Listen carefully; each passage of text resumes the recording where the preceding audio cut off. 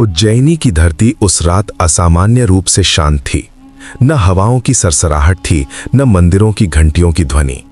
आकाश में चंद्रमा आधा ढका हुआ था, मानो किसी अनदेखे भय से स्वयं को छिपा रहा हो। उसी समय महल के गुप्त कक्ष में राजा विक्रमादित्य ध्यानस्थ अवस्था में बैठे थे। तभी राजगुरु वामदेव का चेहरा भय और चिंता से भर उठा।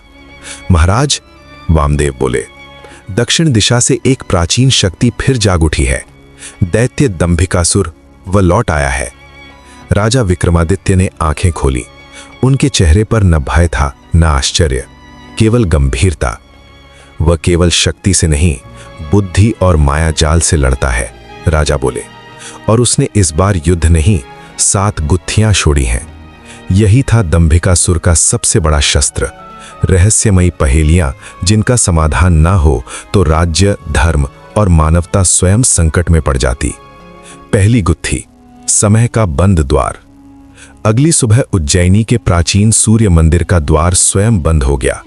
न ताले थे, न शिलालेख, बस द्वार पत्थर की तरह जम चुका था। मंदिर के भीतर से आती घंटियों की आवाज अचानक बंद हो गई।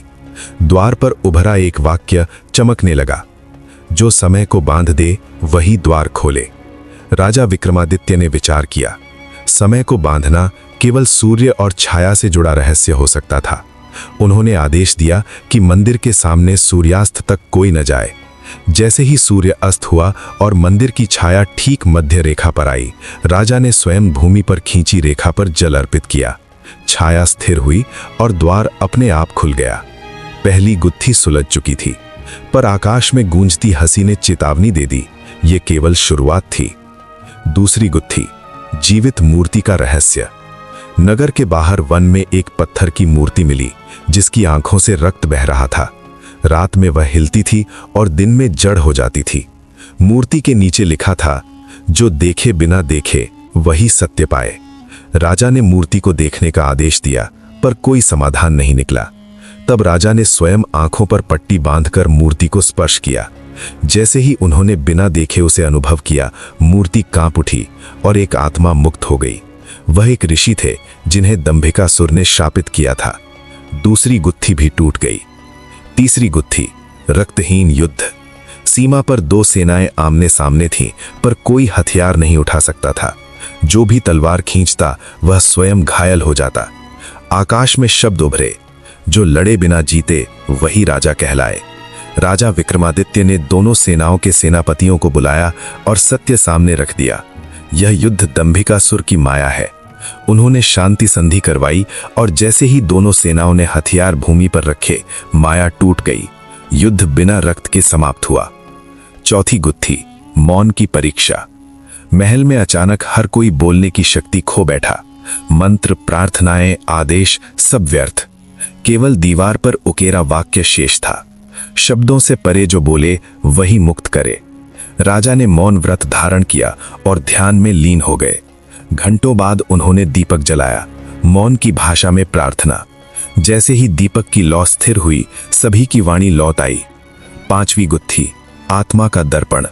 दंभिकासुर में एक दर्पण भेजा, जो उसमें देखता अपनी सबसे बड़ी कमजोरी देखता और भय से टूट जाता। दर्पण पर लिखा था, जो स्वयं से न डरे वही आगे बढ़े। राजा विक्रमादित्य ने दर्पण में देखा। उन्होंने अपने भीतर अहंकार की छाया देखी, राजा होने का गर्व। उन्होंने तुरंत राज सिंहासन त्याग कर भूमि पर बैठकर प्रणाम किया। दर्पण टूट गया।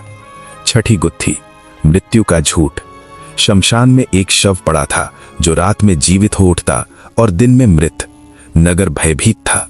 शिला पर उकेरा गया, मृत्यु जिसे भ्रम लगे वही अमरता पाए। राजा ने समझा, यह मृत्यु नहीं, भय का अभिनय है। उन्होंने शव को अग्नि नहीं दी, बल्कि मंत्रों से भय हटाया।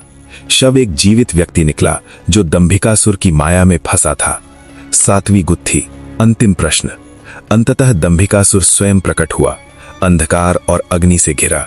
उसने कहा, राजा विक्रमादित्य, अंतिम प्रश्न है, सबसे बड़ा सत्य क्या है, शक्ति, बुद्धि या अमरता?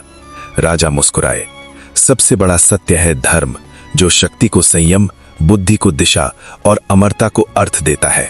दंभिकासुर चीख उठा, उसका शरीर टूटने लगा। तू जीत गया, क्योंकि तूने मुझे नहीं स्वयं को जीता। और वह अंधकार में विलीन हो गया। उपसंहार। उज्जैनी में फिर शांति लौट आई, पर राजा विक्रमादित्य जानते थे गुत्थियां केवल दैत्यों की नहीं होती, वे मनुष्य के भीतर भी होती हैं, और जो उन्हें सुलझा ले वही सच्चा सम्राट कहलाता है।